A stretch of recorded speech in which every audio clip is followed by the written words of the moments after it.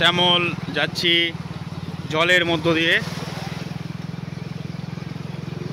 এই যে আমাদের পথ, ডেলিকার পথ, বিডিও অফিস যাচ্ছি আমরা দুই বন্ধু। সেম এর আগে একটা ভিডিও বানিয়েছিলাম, আজকে ভিডিও বানিয়েছি সেম পথ, কিন্তু এই পথ আমাদের জলে পরিপূর্ণ। চারপাশটা দেখাচ্ছে, মনে হচ্ছে আমরা নদীর মধ্য দিয়ে যাচ্ছি। আবারও সামনে রয়েছে আমাদের একটা ছোট্ট নদী। এই নদী এতটা জল হবে আমরা ভাবতে পারিনি। আমরা চলে এসেছি, জানি না কি হবে।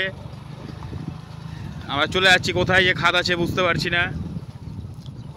কোথায় কোথায় আছে জানা মধ্যেখানে আমাদের পুজো গেল, দুর্গাপূজার একটা লম্বা ছুটি পেলাম, যার জন্য কিছুদিন থেকে আসা হয়নি এই পথে। মোটামুটি 30 দিন হয়ে যাবে না, 30 দিন পর এই পথ দিয়ে আসছি আমরা, যার জন্য আমরা বুঝতে পারছি না কোথায় খাদ টাদ আছে। কারণ যে মেঠো পথ, পরিশ্রমী ব্যক্তিরা এটা দিয়ে অনেক রকমের গাড়ি যানবাহন নিয়ে যায়, ভারী লোডেড ট্রাকও যায়, আবার অনেক সময় গরুর গাড়িও যায়, যার জন্য কোথায় পথ ভেঙে গেছে, গর্ত হয়ে গেছে বলা মুশকিল। আমি দেখাচ্ছি, অনেকটা দেখে লাগবে নদীর মধ্য দিয়ে যাচ্ছি, কিন্তু আদৌ এগুলো নদী না, এগুলো চাষাবাদী ভূমি। গাছ রয়েছে লাগানো, এগুলোতে ভুট্টা হয়, পাট হয়, আরও অনেক রকমের ফসল হয়, ধান গম সবই হয় কম বেশি। শশা রসা তো ওগুলো হয়েই থাকে, সবজি জাতীয় ফসল। লিচুর সময় লিচু, আমের সময় আম, হ্যাঁ বেগুন, এগুলো সব দিক থেকে যায়। আর এই রাস্তাটা খুব সুন্দর, এই রাস্তাটা ঢালাই, যার জন্য আমরা অনায়াসে চলে আসছি। কিন্তু অনেকটাই দেখে মনে হবে যে আমরা একটু অন্য রাস্তা দিয়ে আসছি, কিন্তু না, সেম রাস্তা সেম জায়গা। এগুলো সব সবুজে সবুজ হয়ে থাকে, দেখা যায় না। শীতের পর যখন নতুন ফসল আসবে তখন এগুলো দেখা যাবে না, একদম এক মানুষ উঁচু সব ফসল থাকবে। আখ হয়, ভুট্টা হয়,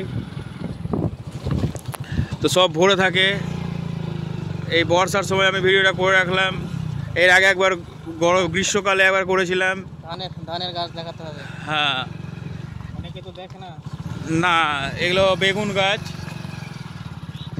আমার বন্ধু যারা প্রবাসী রয়েছে, যারা বাইরের দেশে আছে, যারা চিনে না যায় না কোনটা কোন গাছ, এটা বাঁধাকপি গাছ, দেখে নাও তোমরা। আর ব্যাস দেখেই নাও, কিছু তো করতে পারবো না। ব্যাস কোনটা, এটা কপি, হ্যাঁ বাঁধাকপি। এটা ধানের শীষ, ধান গাছ।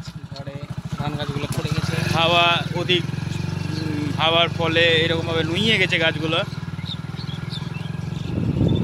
আমি শীতের সময় দেখাবো, এই সব মাঠ দেখা যাবে না, পুরো সবুজ হয়ে থাকবে, বড় বড় গাছ, মনে হবে একটা হরর প্লেসে। হ্যাঁ, এই জায়গাটা একটু খারাপ হয়ে আছে, ট্রাক্টরে লিক হয়ে আছে। এই যে খুব সুন্দর ফসল, এই আমাদের বাংলাদেশ, বাংলার ভূমি।